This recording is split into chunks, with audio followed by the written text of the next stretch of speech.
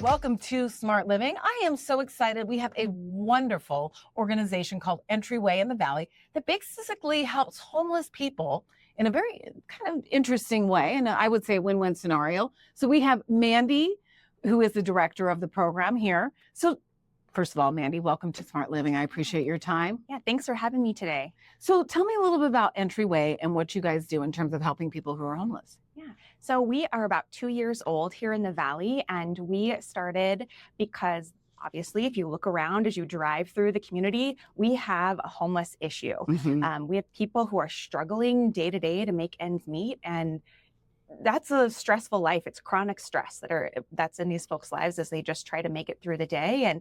And multifamily housing is a great option for folks as they look for a career and stable housing. Okay, so that's how you help people. Yes. So now there's a process that people have to go through. Yes. So you don't just accept anybody who's homeless off the street. Yeah, that's Okay. right. So we do have some criteria that folks have to meet to be enrolled in our program, and then we work with them for it. Typically takes around 90 days to upskill them and get them work ready for entry-level positions in multifamily housing. And then all of those positions are going to come with on-site housing. So we both get them a job and end their homelessness in just one big swing. Wow, that's fantastic. Yeah. Now, with your program Entryway, now I know some of the things that you have certain people like, listen, when we have a homeless population, we have quite a varied population. So because we have a lot of mentally ill people who are on the street, who self-medicate through drugs. We have people who are drug addicts that are also homeless. And then we have people who are they just can't seem to get ahead. So are all three of those populations that you work with? Yeah, so we really specialize in early intervention into homelessness. So basically, we try to focus on that first year. So someone who has been homeless for less than a year, that is our ideal client. Okay. And so we're looking for people who have recently been in the workforce, who have recently had a crisis, and now they're in a life situation where they're unstable. So we call that situational homelessness. Okay. And the other side would be chronic homeless. So once you've been homeless for a year, kind of in the system, all of that, we kind of move you into the homeless category. Of course, those are never perfect categories, but that's sort of where we aim. We aim at folks who have been recently in the workforce, who have been homeless for less than a year, and we try to get them back on their feet as quickly as possible so that they don't have to endure all the trauma of homelessness. Oh, yes. I mean, I can only imagine. I mean, it is such a thing for me, like just even viewing anybody who's homeless on the street. It's really hard to think that people that are unhoused. Yeah. And I know one of the things that I love and what caught my interest about your organization was that situational homelessness. That's the thing where I feel like it's just unfair. I mean, you were working like, let's say, you're not that educated, you graduated from high school, you're just doing a job, but you're making it, but you're just barely making it. So you're making like maybe $30,000 or $40,000 a year, and your rent's like $1,500, like you don't have a lot of money. And then boom, you lose that job. And then you're homeless. Yep. So the most common people in our program are young families, people with young children, right? Because you've got this burden of childcare or, that sort of before school age, or even honestly after 3, what are these parents doing after 3 o'clock with their kids, right? So they've got this financial burden and these kids, or we have that 55 plus sort of group as well of people who thought their Social Security was going to be enough or thought they would have enough retirement, but then COVID, things happened. Maybe they had to dip into that 401k, or maybe they just, didn't have the plan, and now they're in the struggle. Right. Yeah. So when people come to you, can you give me I know you've had quite a few success stories. Yeah. Can you give me an example of a typical scenario? So you have a young family, recently homeless, they come to you. And they ask for some help. So what are the things that you're going to do? Yeah, so typically our referrals are coming from shelters, from the shelters around the Valley, or even just community centers, librarians, they'll send us a referral. So anyone can send us a referral at entrywaytalent.org/apply. And so that's where people apply to our program. We do have some criteria. We do, want them to be either experiencing homelessness or at risk of homelessness. Maybe they're couch surfing. Maybe they're staying with grandma and it's not a good situation. Maybe you're in a relationship that you want to get out of, but you can't. So yeah, we're a great option for those folks. We do ask for 1 year of sobriety and a genuine interest in working in the field. Those are for the most part, our main criteria to get into our program. We do have a rule about felonies. You can't have a felony in the past 7 years and be eligible for our program. If you have an older felony, we can still work with you. So, obviously that's a kind of a case-by-case situation. Apply, have the conversation, and let's go from there and see if every person I meet with, we create a personalized vocational case plan. So we're going to get you on a path that for you is where you want to go in life. Right. So, I would say if anyone's curious or wants to apply, reach out, apply. There's no harm in trying. There's no fees to our program, and see if it's the right fit for you. And maybe it's your path to stability. Yes. Well, entryway to stability. So when they get into your program, you provide housing and employment. Now, is the employment on property or is it off property? Yeah. So the biggest thing I get is folks looking for emergency shelter. And I just want to be really clear that we do not offer emergency shelter. So we try to get if they're unhoused, sleeping in a car outside somewhere not meant for habitation, we want to get them into an emergency shelter so that they have 90 days of stability to do our program. Okay. So we have a variety of online training options and in-person training, depending on the career path that you choose. I'm going to help upskill you for that. All of our positions that we help upskill for are entry-level positions in multifamily housing. So that means like leasing agent, maintenance technician, groundskeeper, porter, concierge, housekeeper. Okay. Those are kind of the positions. And so we have learning paths for each of those positions. Everyone's going to get fair housing. Everyone's going to be upskilled. I'm going to do resume prep and interview prep. I'm going to make sure you have an interview outfit. And then we're going to send you on out there to go get the job. It is a competitive process, so they have to win the interview. You'll be interviewing against other people who may not be homeless, and that's okay because I have set you up for success. Right. And you go in there, and if you win the interview, if you get that job offer, then I'm going to negotiate housing on site at the property for you so that you live and work at the same property. And you'll also get a monthly rental discount. Our program, we make sure that housing is no more than 30% of your pay for the first year. Okay. And then we also make sure there's no first month's rent or any move-in fees because you're in an unstable living situation. So the whole goal, is to get you stable. Right. So let's just get you right in. It's really hard to be a good employee and be homeless. Yes. It's basically impossible. Right. And so, to be the best employee you can be, we're going to move you in right away so that you can start working and live on site, and just, start a whole new life.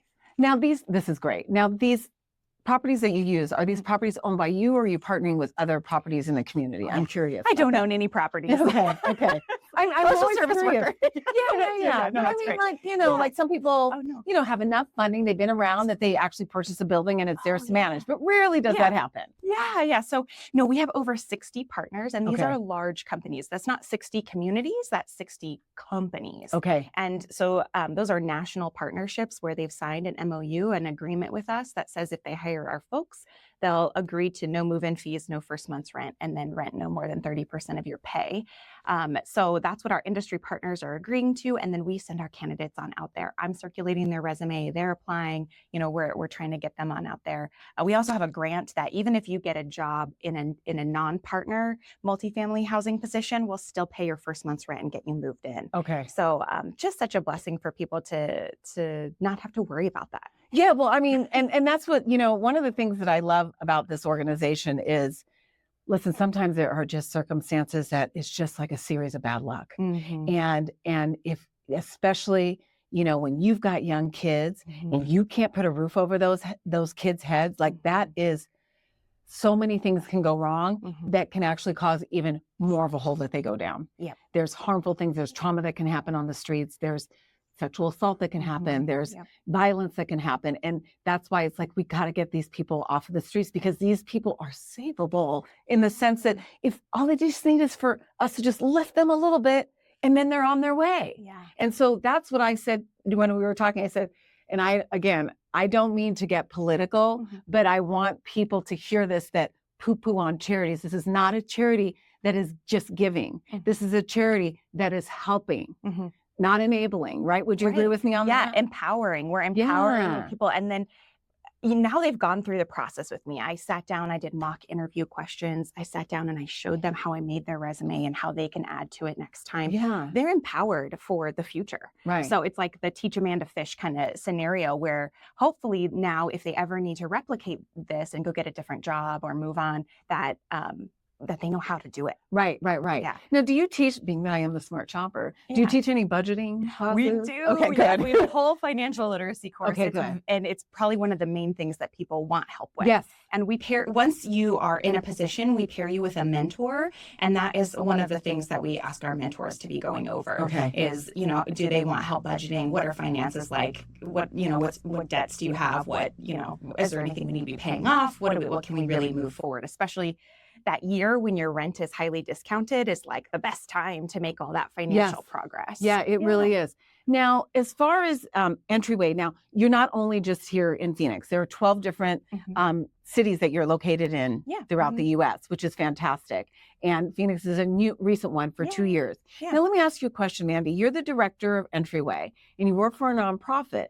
I'm curious, what made you decide to work for this organization? Like, what is it about your background that you want to work for a nonprofit? Because I always have, I don't know if it's I hope it doesn't offend anybody. I always say nonprofit means no profit. Yeah, like, no money. Like you're not making any money. So this has to be a little bit of a passion here. Oh, absolutely. And I'm grateful in this season of my life. I'm dual income. I have a spouse, but that was not always the case. Yeah. And so as a young professional living in metropolitan areas trying to serve the homeless, oh boy, was that hard. Yeah. You were practically almost homeless. Yeah, probably. I'm like, how many roommates can I have? But in college, I started raising money for anti-human trafficking efforts. And so I spent 7 years after college working in anti-human trafficking. And one of the things I just kept coming back to is that idea of prevention of, $1 in prevention is worth $7 in aftercare. That's a disaster statistic, but I believe it extends to housing and homelessness. So $1, any effort putting into preventing things from getting worse is just so impactful. And I believe that's where Entryway is. We are preventing chronic homelessness. We're trying our best to make sure people don't have to go down that road. A lot of the people we serve have kids. That means they still have their kids. Yes. Because if you're chronic homeless, you probably don't, or you're at risk of losing them. Yeah. And so, the sooner we can get involved in these people's lives, the more we lift our community up and, just make it easier for the next generation. Those kids now don't have all that trauma to work through. Yeah. They didn't go to 18 different schools. They didn't, all the things that can happen when you're housing insecure. That didn't happen because they had a stable home. Yes, that's exactly right. Yeah. I agree with you 100%. Mandy, thank you for the work that you do because really, literally by you doing this work is really helping our community be a better place and your passion. So continue doing that. Hopefully you'll get paid enough to, I'm just kidding. I'm teasing you. That's why I'm gonna do your podcast. I'm like, I need this in my life. Smart shopper saving all the way.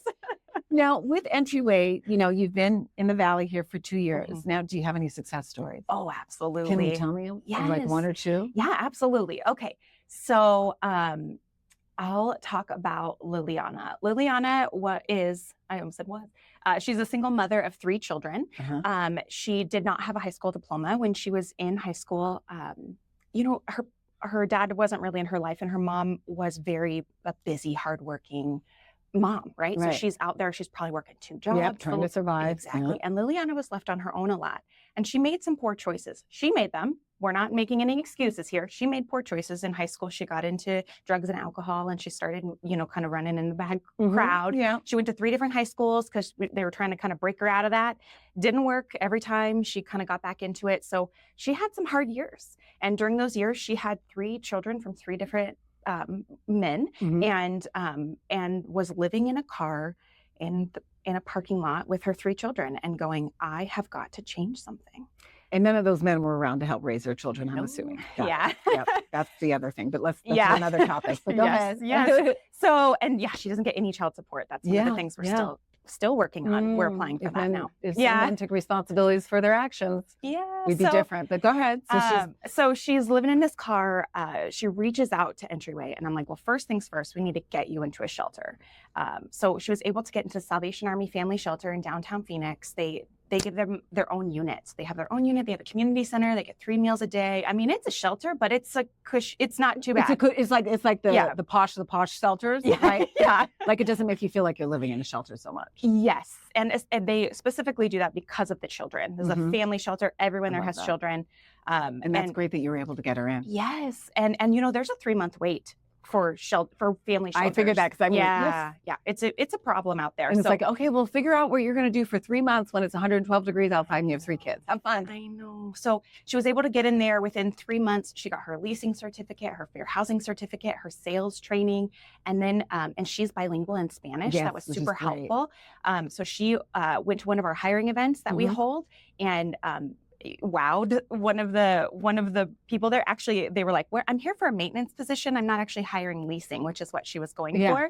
But then next week, someone put in their notice and they hired her. And she pulled out that the community manager pulled out that resume from her desk, called Liliana, hired her. She got moved in. She has a 2-bedroom apartment. It is just absolutely beautiful. This gives me goosebumps. Yeah.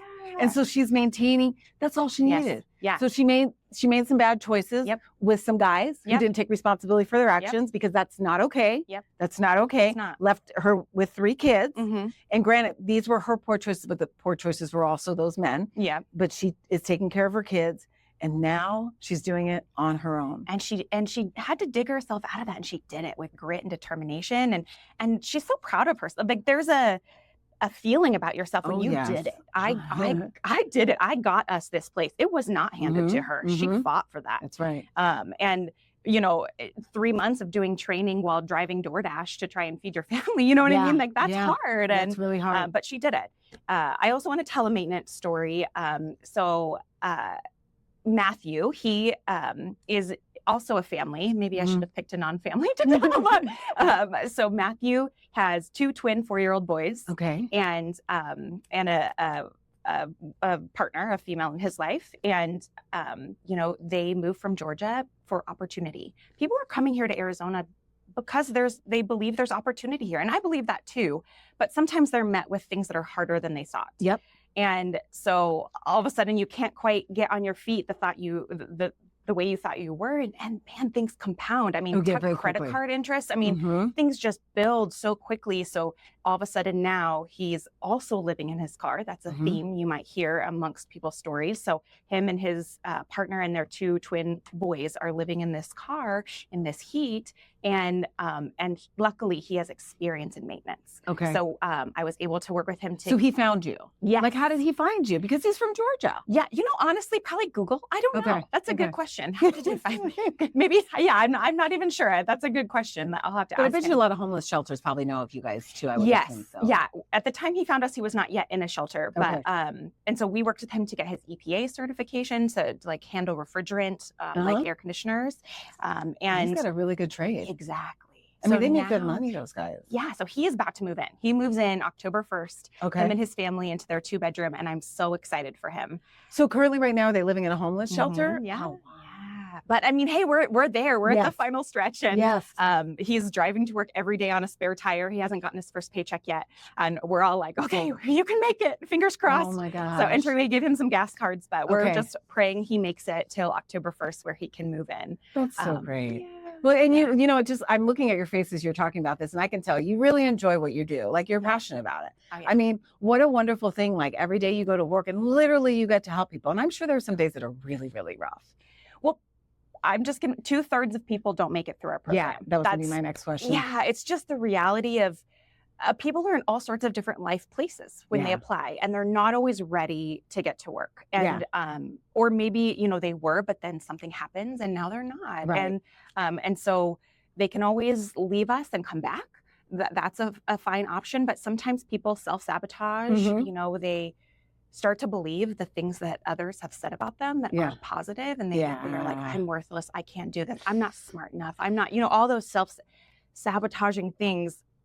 They tend to creep up. People tell me this is the most embarrassing thing that's ever happened to me. This is, Of course it they is. feel shame Of over their course. situation. 100%. And then anything that feeds into that can just make you feel worthless. And then if you stop believing in yourself, that's one of the hardest things. So, when we look for volunteers, sometimes I'm like, we just need like cheerleaders who are in their corner, who are texting them and supporting them. What jobs are you applying to today? And just, there for them as people walk through believing in themselves again. Right. Yeah. So what can we do as a community here to help with this program in ways that we can? I know you've got a call to action here, a couple of them. So share them with me. Yeah. So right now in September, we are doing a professional clothing drive. So if you have professional clothing that you want to give to someone in need, we are collecting that at Western Wealth Communities, which is right off the light rail in Phoenix.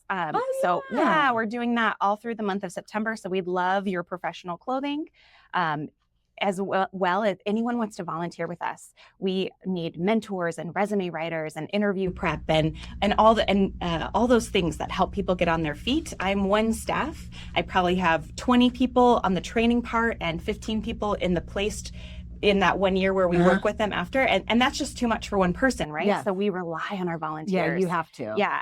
And so if anyone wants to volunteer, there is a background check and a training process, but you would apply online, entrywaytalent.org. Okay. And then there's a volunteer button. Okay. Which, by the way, I will have all of these websites that you mentioned posted on my blog at smartshopperdaphne.com. So folks, all the things that she said, I will have them linked there. Okay. And then you said, like, if you donate, you get some tax credit. That's right. So as we talk about smart living and savvy, and savvy, ways to spend your money, if you pay Arizona state taxes, you are eligible for the tax credit. This is not a deduction. I just want to be clear that this is different than, the IRS national deduction. This is only within the state of Arizona, and it only applies to your Arizona state taxes. Yes. But it's $1 for dollar credit. Right. Yeah. And so for anyone who doesn't know, there are 3 different tax credits within Arizona: charitable tax credit, the school tax credit, and then foster care tax credits. So we are in the charitable branch, and there's a max that you can give per category. Okay. And the max for 2024 for singles, it's $470, and for married filing jointly is $938. And so you can give that to Entryway. Those dollars are going to go directly to serving. So deduct them out. Yeah. Right, and directly to serving the community. Yeah, exactly. And you would have paid it anyway. You would have paid that in your Arizona state taxes, or you can redirect your tax dollars to us. Right. So you can in Arizona, you can choose where your state tax dollars go. And it's just a great way to empower people to make a difference in the community. If you're like, oh, but I donate to my kid's school, you can still donate. It's a different tax credit. Exactly. Yeah. So that is fantastic. Mandy, thank you for taking the time out of your day to come and share with us this great program and the things that you're doing for our community. Like, this is huge because we got to knock this out. We got to knock this homelessness out, especially situational homelessness. And it takes a village, right? We all need to do our part. And this is my niche. This is our part. But what's your part? So to each person out there, is there something you can be doing to support people struggling in our community? Yes. Well, I've got some nice clothes I'll be donating. I promise you. It's on 5005 East Washington Street, and it's open from 9 a.m. to 3 p.m. where people can drop off that clothes from till the end of the month, till the 30th. Yep. Perfect. Right. Okay, it's called Entryway, and I appreciate you. And folks, don't forget, as always, I'm Daphne Monroe, your smart shopper.